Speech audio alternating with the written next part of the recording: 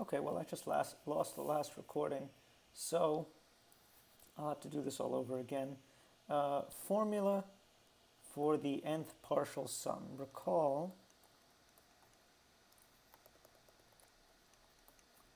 the formula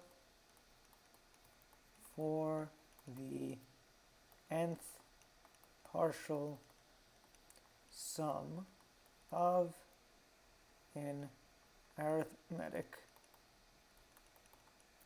sequence. That's given by S sub n is equal to a sub 1 plus a sub n all over 2 times n. Okay, what does all that mean?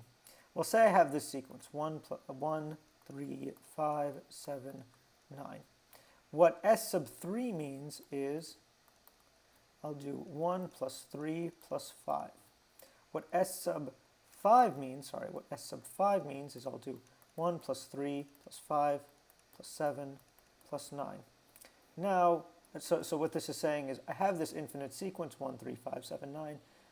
S sub 3 means just add the first 3 numbers. S sub 5 means add the first 5 numbers. S sub n means add the first n numbers. And you could just sit there and manually add them up, or you can use this handy-dandy formula. This is another guy that you should have memorized. So let's do an example.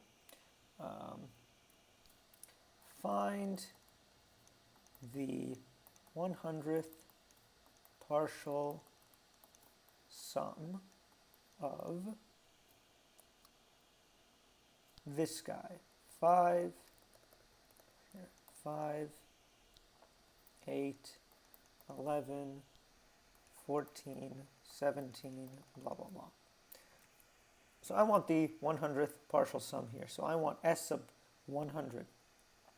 I know that in general S sub n is going to be a sub 1 plus a sub n all over 2 times n.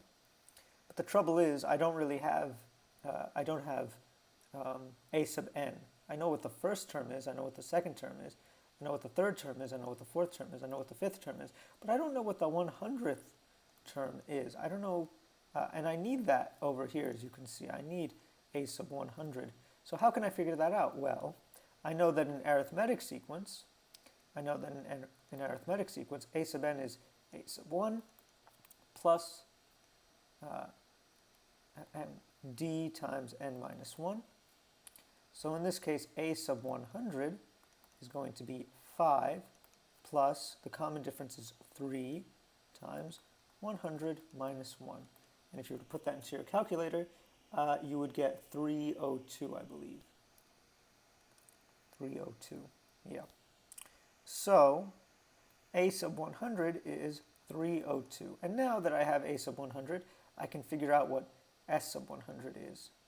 So a sub 100 is a1, which is 5, plus a sub 100, which is 302, all over 2 times 100. And if you were to put that into your calculator, I think you'd get 15,600. So, 15,600.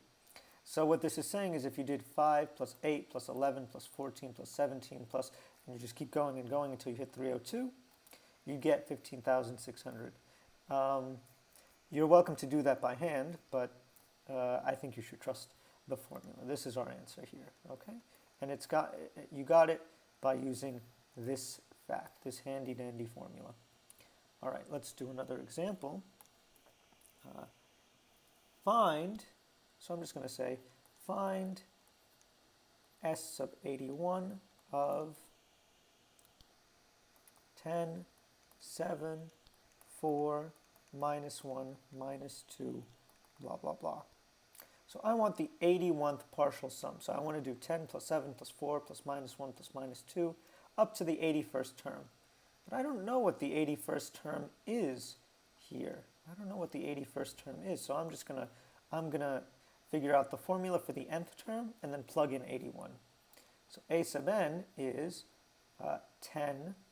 Well, in general, it's a sub 1 plus d times n minus 1. Now my computer's really slowing down. So that means in this case, a sub n is 10 plus common difference is minus 3, very important. Please note that it's minus 3, not 3, because I'm adding minus 3 each time. All right, so that means a sub 81 is 10 plus minus 3 times, 81 minus 1. And so that's if you put that into your calculator, you'll get minus 230. So that means that the 81st term here is minus 230, and that seems plausible. Okay, but I don't want the 230th, I don't want the 81st term, I want the 81st partial sum. And I know that that's given by a sub 1 plus a sub n all over 2 times n. The reason we had to find a sub 81 is because I need it here. So this is going to be, the first term is 10, the 81st term is minus 230, as we found out. And when you do this calculation, the final answer is minus 8,910. Okay? So that's the final answer there. All right, so that's a review of partial sums for arithmetic sequences. Next, we'll take